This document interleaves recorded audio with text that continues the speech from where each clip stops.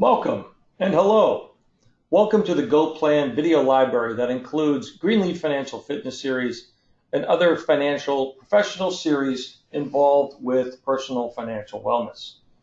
This series, along with other videos, will be posted on our Go Plan YouTube channel, websites, and other social media outlets. My name is Jim Hiles, and as your host, I think it's important to highlight what financial wellness is and how tools like Go Plan 101 can help Americans achieve their goals and wishes. So, what is financial wellness? It is defined as the overall financial health of an individual. What it does for you is probably most important. It helps you increase understanding all things related to money.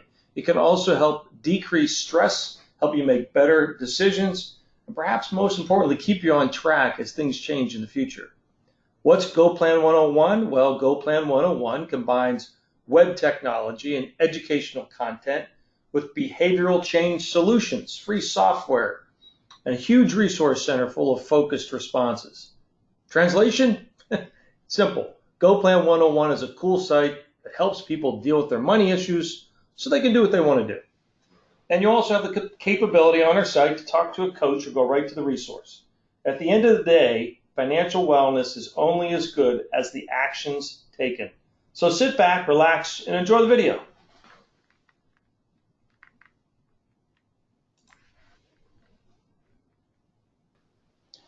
Good afternoon and welcome to the Greenleaf Financial Fitness Series, 20 minutes to a healthier, wealthier you. Today's installment, Women in Investing. We're going to be addressing unique financial issues that women can sometimes face, which can also require specialized planning. First, I'd like to give a quick introduction to the team. We have Jamie Greenleaf. Jamie is lead advisor and principal at Kafara Greenleaf. Jim Hiles is joining us.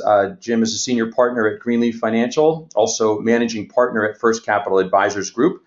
Danette Kearns is joining us today. Danette's a 27-year veteran of the financial services industry. And I'm Jim D. I'm a senior advisor here at Greenleaf Financial, and I'll be your host and moderator. Okay, so let's get into our material. We all have basically three phases in our financial lives. We also have two basic resources, time and money. That first phase we see there is the wealth accumulation phase, where we work. We're earning money, we're saving money, and we're trying to grow those assets through investing and savings. The next phase, wealth distribution, is where we have to shift from earning a paycheck, typically at an employer, to recreating a paycheck and replacing that income. So we need to generate income from what we accumulated in the previous phase, plus Social Security, pensions, or other areas that can give us cash flow. And last is the wealth transfer and preservation stage. So what do you want your financial legacy to be? Are you thinking about the next generation? Is your will up to date? Do you want to help your kids or grandkids? Do you want to help them while you're still here, or do you want to help them after you're gone? These are all things to think about. Now I'm going to turn to Jim Hiles and call on him, and hopefully, Jim, why don't you talk to us a little bit about some of the issues that people should be aware of? Great. Good afternoon, everyone. A pleasure to be here. We're going to touch on each of these 5 issues in more detail as we get going today, but essentially, we need to pay attention to some issues not only of men, but also of women. One of them is longevity. We're all living longer. We're going to spend a little bit of time on what that means.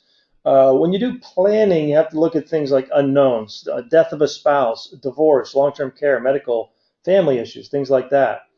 We also need to look at retirement and see what kind of retirement benefits, and some of these retirement benefits may be unique to women. Shorter careers potentially, pension payouts may be different, Social Security changes. You also need to keep an eye on inflation, and we'll talk about the creeping inflation and what that means in terms of risk in your market, which is what we'll end up with today is what to do with your investments overall in the market. Let's talk a little bit about longevity, and we'll take our couple here. This is a 65-year-old healthy couple. We'll break it down, put the man on the top there, and he's got a 75% chance to make it to age 79. And one of the things to point out here is life expectancy actually extends as you age. So when you're 65, you will live to be an older age than if you were younger than life, if that makes some sense. A woman is supposed to live, in this particular chart, could go as far as a 25% chance of making it to 95.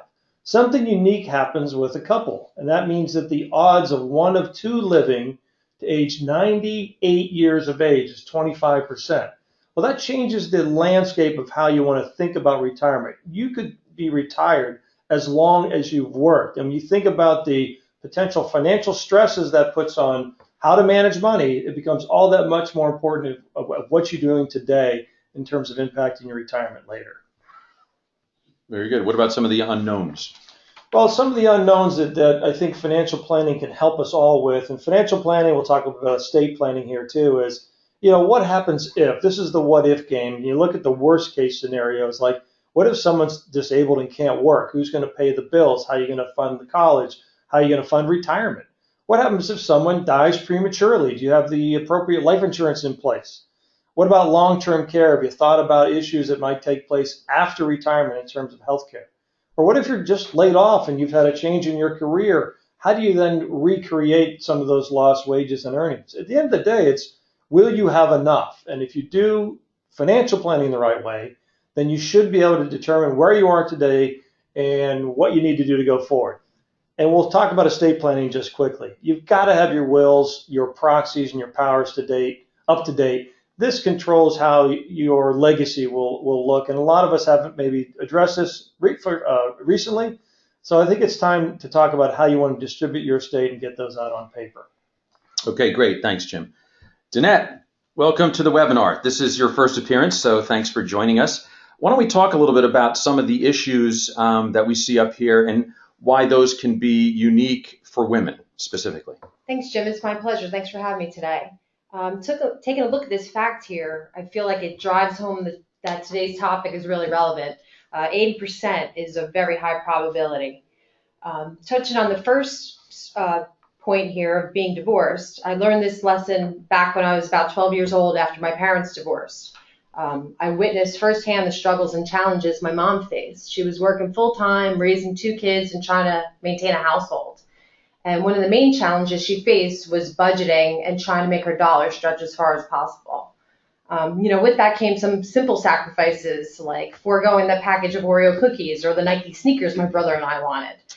Tough choice. Yeah, but seriously though, and all kidding aside, income and expense management can be a difficult part of the process, and one of the things you don't want to sacrifice is putting away some savings for unexpected expenses or retirement later on. That's true. And I could share a story here about the widowed part of this. I had a retiree I had met after he was already retired, receiving a healthy pension, also had some extra income that he was earning on the side, working privately. And unfortunately, he passed away very young. And not only did that extra income go away, but so did the pension, because when he had retired from his old job, he had an option, and he chose a life-only option in order to receive the highest income payment, thinking he was doing the best thing for his family. And obviously, dying at an early age, the income went away, made it very tough for his wife, and there was no life insurance in place. He had become uninsurable while after he had retired. There was no life insurance in place to replace that income. So it put a pretty big strain on his family. There are different things that happen in life, and unfortunately, one of those things is divorce. And I have a client who had the experience of going through a divorce, and everything went as well as they can go, and there was a payment being made to her for her lifestyle, but she met another person and wanted to get remarried, and we had to have some discussions about what we're going to do about replacing the income if the alimony stops, which is it's supposed to do in the event of remarriage in her case. So we chose the right thing. She got remarried because that was most important to her, but it also changed the retirement game a little bit because we had to sell a house to make sure that we had the assets to support her lifestyle going forward. Now, all of these are challenges. This is supposed to be about the good things about money management, but we can get there from here. It just takes a little bit of planning. And lastly, career inconsistencies, and some of those that women face could be just re-entering the workforce after being a stay-at-home mom or after the death of a spouse. Again, using my mom as an example, she had a difficult time finding a career path that will enable her to catch up on the lost income and retirement benefits that she didn't have when she was working part-time, just providing supplemental income when she was married to my dad. What it meant for her in the long run was less savings and lower Social Security benefits. Speaking of Social Security, that's basically something that can cause a lot of people aggravation and stress when it comes time. I just read recently that 77% of people are not taking full advantage of their Social Security benefit. So we have a future webinar that's going to be dedicated to just Social Security. But for now, we want to point out that if you're married as a couple, you need to coordinate your benefits. That's one way you can maximize the income you're going to get. Social Security income is first available when you turn age 62, but if you take it at age 62, that benefit will be permanently reduced as opposed to waiting till full retirement age. You also want to make sure that your earnings history is accurate. We encourage everyone to go on ssa.gov, open an account there so that you can go in and check your work history.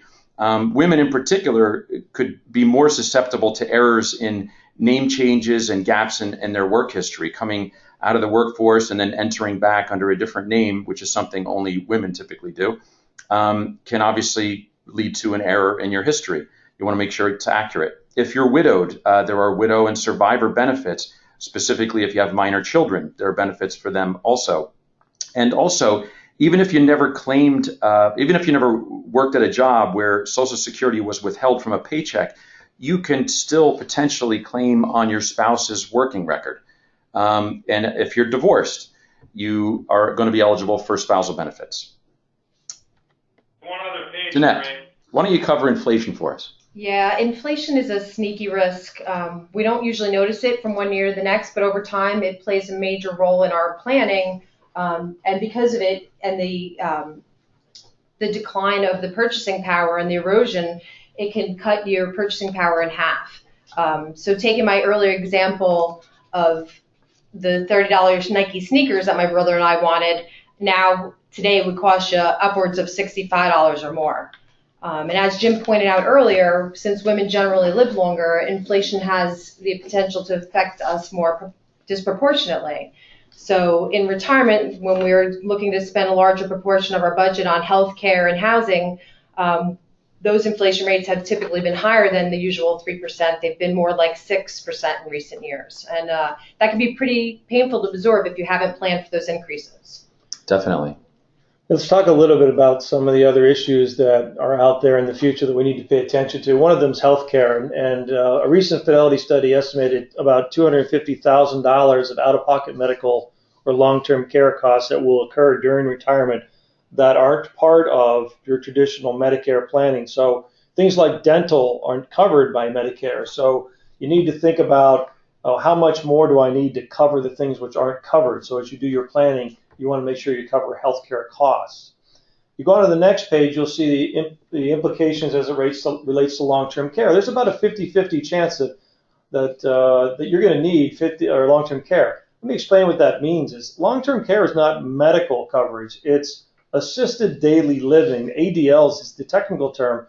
But basically, these are things like eating and dressing and getting out and travel and things like that. So this is not covered by traditional Medicare. It does need to be factored in. We're going to have a webinar on long-term care as well in the future, so stay tuned for that. But generally, you're going to need this benefit for around 2.5 years, and women are more likely to need extensive care for a longer period of time than men.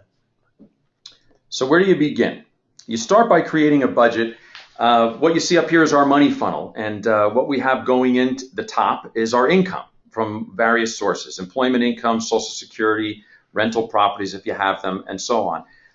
That little siphon coming off the side of the money funnel is what goes towards our essential expenses, our needs, our taxes, mortgage, insurance, food, clothing, healthcare. You see that. And at the bottom, if we're lucky enough to have anything left over, which we hopefully all do, those are your discretionary expenses. So those are the things you look forward to: travel, entertainment.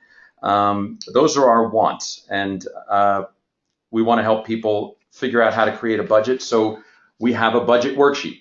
This is a snapshot of it. It's on gfplan.com. Please go there. You can actually print one of these out and use it. What we encourage, both partners in a relationship should be aware of where the money comes from and where it goes at the very least. So stay informed, stay involved in the process. Also, take an inventory of your assets and liabilities. This is a balance sheet also on the website. What you own, what you owe, it's important that both partners are aware of what's going on there. And it can also help you start consolidating accounts and help with the big picture. Now let's talk a little bit about the investment game plan and what we can do there. Show me the money. Yeah, it's important to understand what the basic investment vehicles are and how they might fit into your game plan. In this first grouping of CDs and annuities, I would hope that and imagine that most of us have heard about these while doing our everyday banking.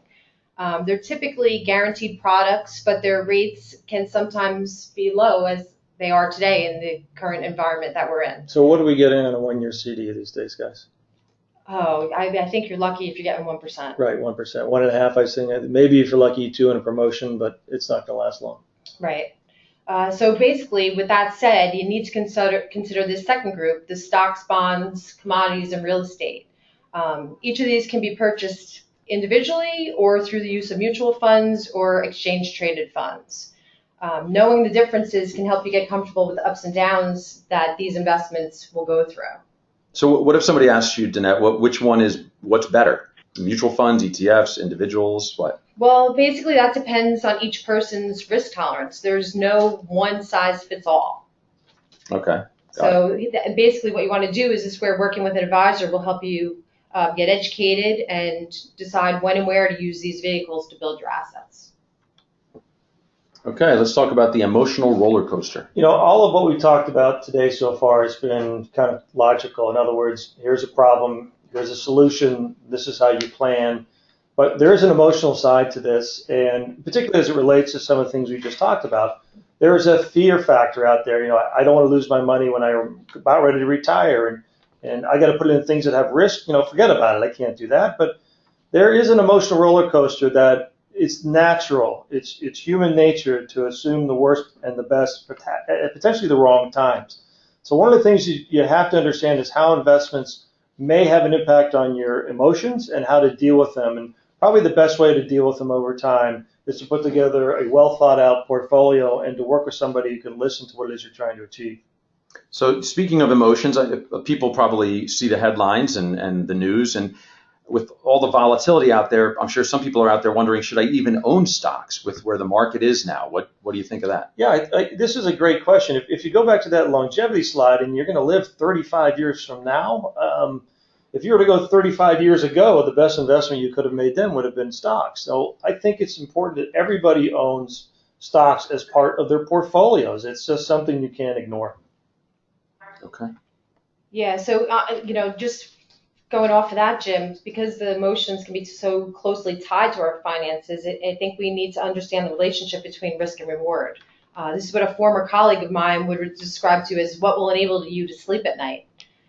We spend a lot of time matching people with the appropriate investments, based on learning what their dreams and fears are.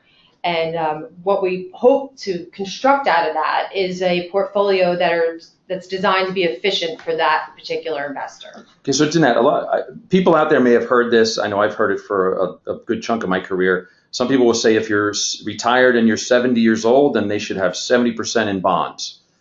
No, not necessarily. Especially in today's environment, fixed income is not necessarily going to get you the returns that they have in the past. Yeah, if you think about 10 or 15 years ago, interest rates were at 6, 7, 8% on a bond.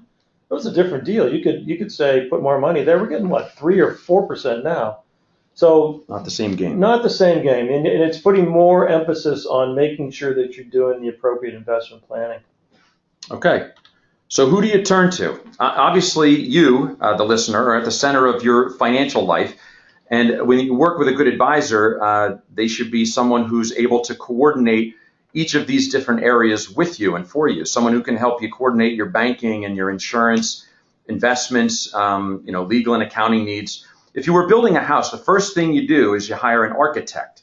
And together you create a blueprint for your house based on how you want to live, your lifestyle, your tastes, and of course, your budget, how much you have to spend. And from there, it takes a team to build that house. So financial planning is very similar. It should always start with a plan. And at Greenleaf Financial, that's how we work. So Jim, when you're talking about these kinds of plans, you're talking about incorporating investments, insurance, estate planning, disability, long-term care, Sure. all of those decisions. Not just investments, right. right? It incorporates all of those things. Right. And most people don't have one person that they can go to help coordinate. Yeah, and this is really about education and learning.